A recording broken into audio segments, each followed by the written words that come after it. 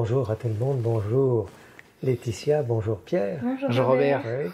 Alors, c'est une chance encore pour nous aujourd'hui d'accueillir deux jeunes qui ont accepté de venir partager un peu ce qu'ils vivent.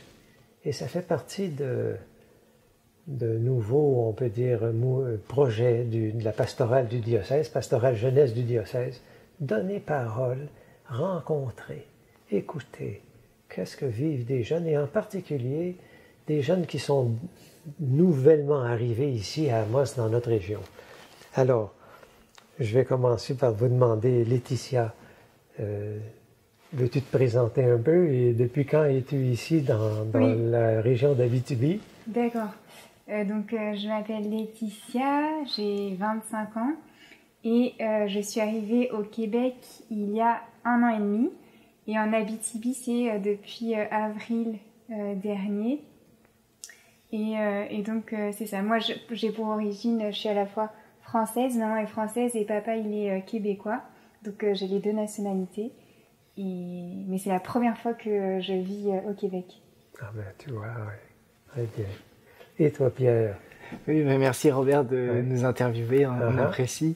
Moi, c'est Pierre, j'ai 28 ans. Je suis là au Québec depuis 4 ans. Et ce qui m'a amené ici, c'est les études dans le domaine de l'aviation. Et ensuite, le travail qui m'a permis de rester encore un peu plus longtemps ici. Et donc, je suis arrivé, moi, plutôt à Rouen, pas vraiment à Amos, mais je suis arrivé à Rouen vers le 28 février de l'année 2023. Et donc, je viens de temps en temps, assez souvent, à vrai dire, à Amos, parce que ma fiancée, Laetitia, y est. Et donc, j'ai eu du plaisir aussi à découvrir cette petite ville. Et donc, Pierre, tu as étudié dans un domaine et tu travailles dans ce domaine-là maintenant. Tu es donc pilote. Oui, c'est ça, oui, effectivement. Donc, la scolarité de pilote, ça a été assez difficile en termes d'investissement financier. Et pour moi, c'était une petite crainte au début de savoir si ça allait être amorti.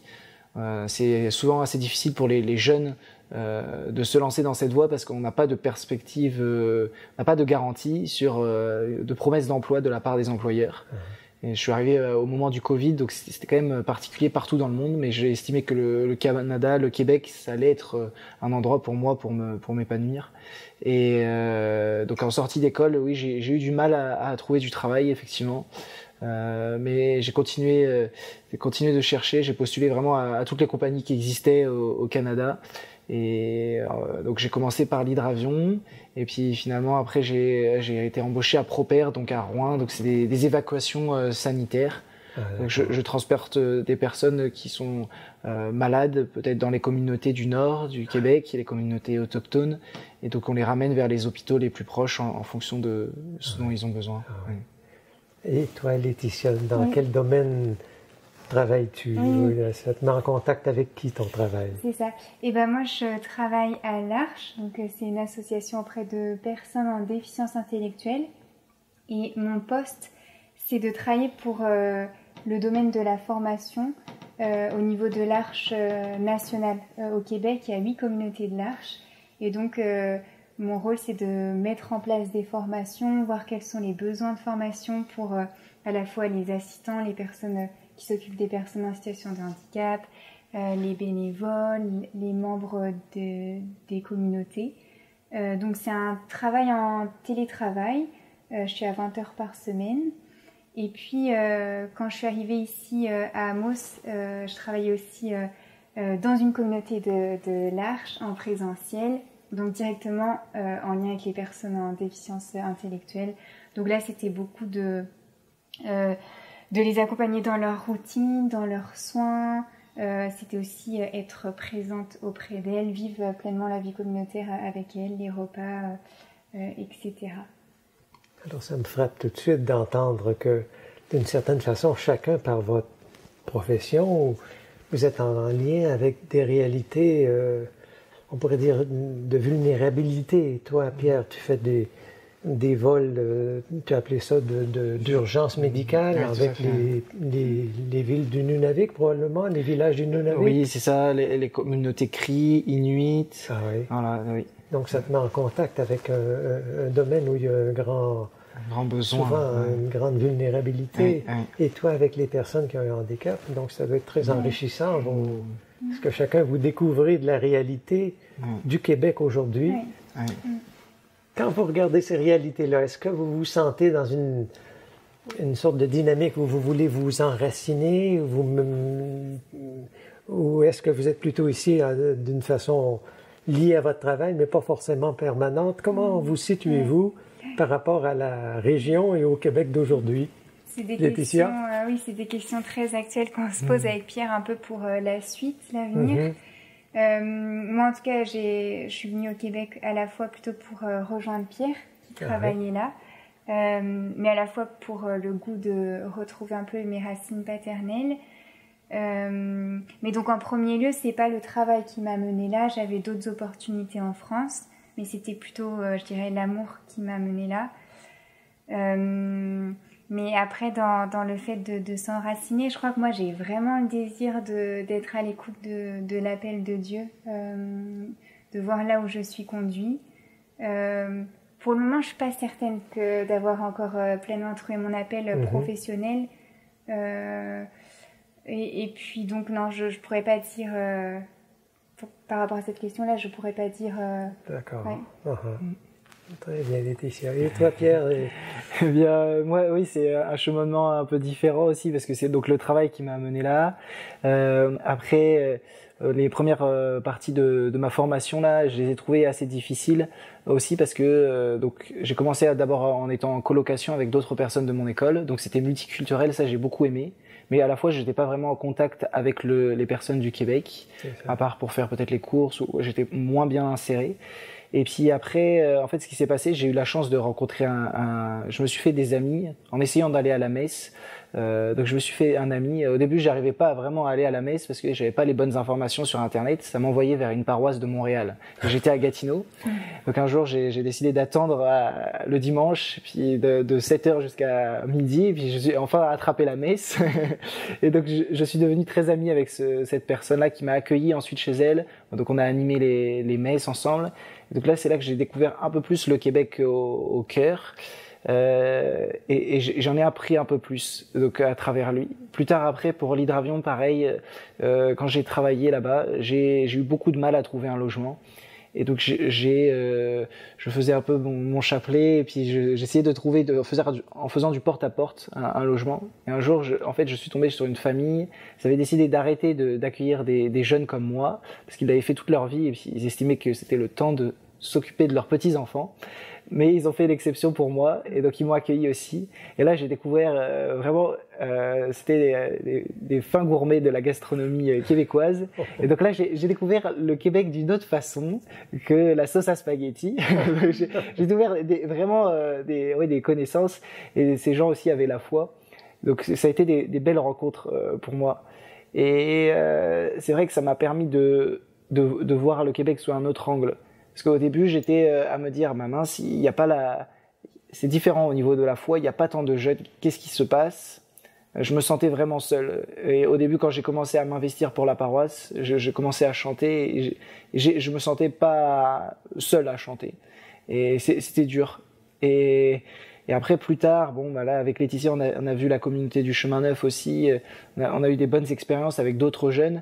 Mais c'est vrai que c'est ça qui m'a manqué au début. Et après, j'ai senti aussi beaucoup de la part des personnes ici un accueil, mais à la fois aussi presque une haine par rapport à l'Église. Et ça m'a beaucoup posé de questions. Et par exemple, juste les insultes. Et ça m'a marqué. Me dire, mais pourquoi ça? Et j'ai petit à petit un peu plus compris en côtoyant les gens. Mais j'ai en moi quand même le désir que un jour cet avis change sur l'Église, parce que je trouve pas forcément ça juste. Donc ça m'a beaucoup aidé d'avoir des contacts avec des Québécois qui avaient la foi, une foi très solide, et aussi d'être entouré. Oui, c'est ça. Alors ça me frappe encore une fois que pour les deux, votre insertion ici au Québec a un peu un lien avec un rapport avec l'Église. Tu as mentionné quelque chose du même ordre tout à l'heure, Laetitia. Et Mais comment ça a été pour toi, la découverte de l'Église du Québec? Oui. Et quand je suis arrivée à Amos, pour moi, c'était très très étonnant à la messe là de voir que la musique sortait de haut-parleurs. Parce que moi, dans ma famille, on aime beaucoup chanter. Papa, c'est aussi un chanteur, un musicien, c'est son métier. Et en fait, ça n'a pas le même effet. Et en fait, quand j'ai appris que c'est parce qu'il manquait des personnes pour animer, j'ai trouvé ça triste. De voir aussi que il y a très peu de jeunes dans les églises. En France, on a la chance d'avoir plein de mouvements chrétiens, d'avoir un certain feu, je dirais, plein de lieux où on peut s'investir, se retrouver avec d'autres ou en tout cas partager des valeurs similaires. Et puis, oui, le côté de quelque chose de vivant, d'ancré. C'est vrai que c'était différent de découvrir ça. Après, je pense que ça dépend aussi des paroisses et puis des communautés aussi, je pense. Mais en tout cas, c'était ma première impression quand je suis arrivée à Amos. Oui. Est-ce qu'il y a d'autres choses qui ont été données ou si c'est resté ce constat pour toi, Laetitia et Pierre, rendu ici à Rouen? Est-ce que ça a été le constat qu'il y a peu de jeunes qui sont là dans les paroisses? Et comment tu t'accommodes de cette réalité, Laetitia, puis quel désir ça fait grandir en toi? Oui. Qu'est-ce que tu as envie de mettre en action? Oui, c'est vrai que oui, ça donne envie de s'investir. Je pense qu'en fait, il y a des jeunes, il y en a. Je pense que si on se rassemble à quelques-uns, on voit bien qu'il y en a. Après, il y a aussi cette diversité culturelle qui fait que c'est des ajustements entre chacun, entre sa culture, sa propre manière de vivre sa foi. Donc je pense qu'il y a aussi cette multiculturalité qui est une richesse, mais à la fois qui demande quelque chose pour former un noyau, c'est peut-être pas non plus le plus facile. Mais c'est vrai que moi, ça me donne le goût de chanter. Mais en fait, il y a plein de choses aussi où toute seule, c'est pas forcément l'élan, il est moins là, mais à plusieurs, ça donne envie de s'investir. Oui.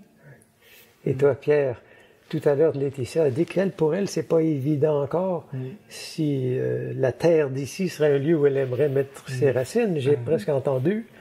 Et toi, Pierre, comment tu vis ton rapport à cette société et puis quel désir ça réveille en toi? Ah oui, mais je dirais que depuis que Laetitia est arrivée, ça change tout déjà. Je me sens moins seul. Là, c'est vrai, c'était vraiment une crainte un peu pour moi. Pour mon travail, je pouvais aussi être amené à aller vraiment dans des coins très reculés, et j'avais un peu une appréhension par rapport à cette possibilité de vivre comme ça. Parce que c'était un peu une vie presque d'ermite pour moi. Et finalement, aujourd'hui, je me sens beaucoup mieux quand même. Moi, j'ai peut-être une approche... Oui, j'ai peut-être quelque chose de... Oui, peut-être, comment dire, une approche différente, peut-être par rapport à la foi. En tout cas, pour moi, c'est très important que ce soit, comme disait Laetitia, que ce soit vivant, que je sois moteur. Moi, j'ai beaucoup besoin de m'investir. Et que ce soit pas que statique, c'est ça. Donc là, en ce moment, pour l'instant, je suis dans le dilemme où je me sens un peu dans le besoin de me consacrer du temps dans mon travail, et donc c'est difficile de tenir des engagements.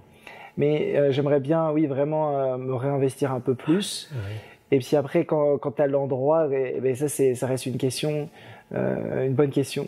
C'est sûr que la solution, peut-être de retourner en France, pour nous, on retrouverait peut-être des choses qu'on connaît bien et on se sentirait peut-être très bien.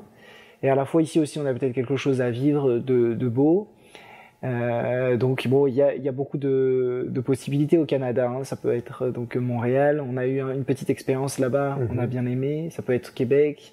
Voilà, mais en tout cas pour moi, je sens que j'ai besoin de vivre ma foi aussi avec d'autres jeunes de mon âge.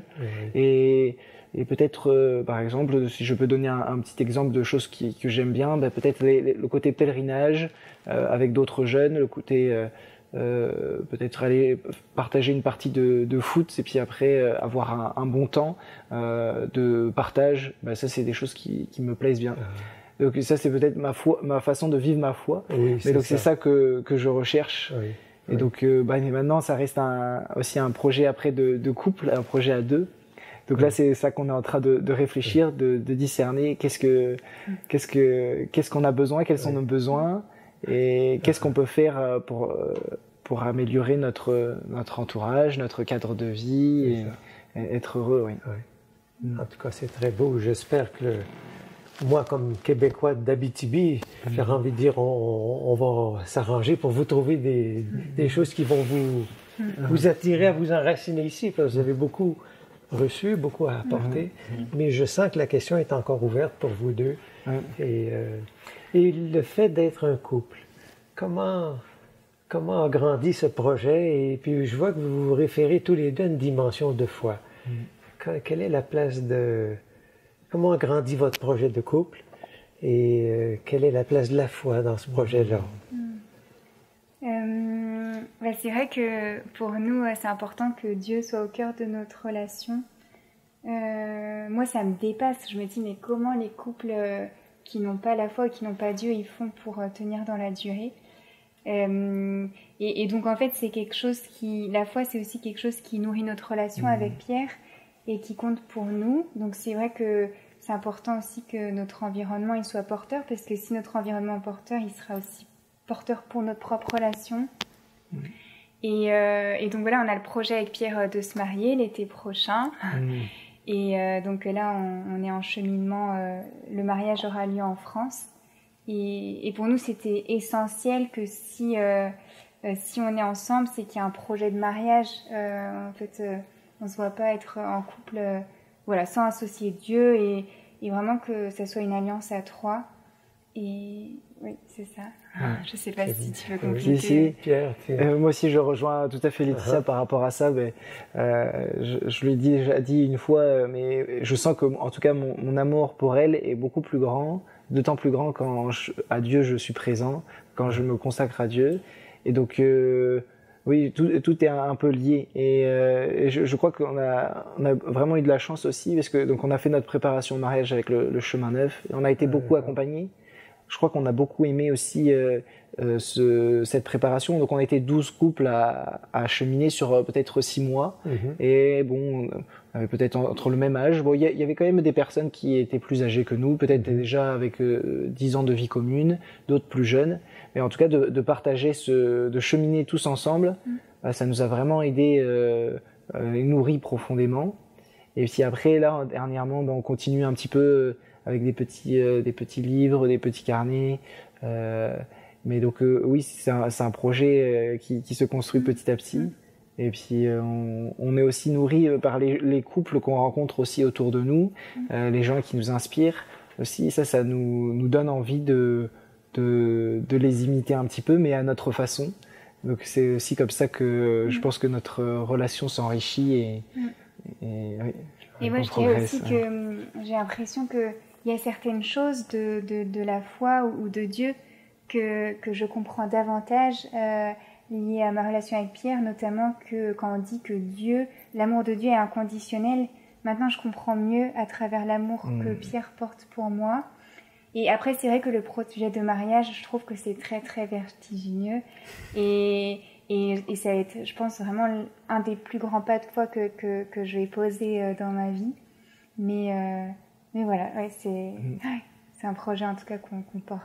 Et après, par rapport à ce projet, il y aura encore beaucoup de questions par rapport à la suite, parce qu'on a aussi le projet d'avoir une famille. Et donc ça aussi, c'est encore des questions. Notre volonté, c'est aussi d'éduquer un jour nos enfants dans la foi. Donc ça restera aussi des éléments de réponse par rapport à notre présence ici au Québec. C'est ça. C'est beau comment vous le dites tous les deux. Puis je vois que vous vous laissez guidé par votre foi. Je vois dans votre relation, dans votre travail, dans votre questionnement sur l'enracinement ou pas ici, l'enracinement au Québec ou pas. Et alors, je trouve que c'est très beau ce que vous nous donnez en partageant ce que vous vivez aujourd'hui. Et j'espérais que, un peu pour répondre à la fois, le désir est exprimé, Pierre, de t'impliquer, mais de ne pas être seul, d'avoir d'autres. J'espérais que dans le diocèse, plusieurs jeunes comme vous se rassemblent pour se dire les uns aux autres comment ils essaient de se laisser guider par leur foi dans leurs décisions. Et en tout cas, vous avez donné beaucoup aujourd'hui. Je vous remercie beaucoup. Je suis heureux de moi-même vous connaître davantage à travers ce moment de rencontre. Et j'ai hâte de vous retrouver. Je ne sais pas où ce sera ou dans quelles circonstances. Voilà, en tout cas, je vous remercie énormément. Merci Robert à toi. Merci Robert pour ton écoute. Merci Enrique. Ouais.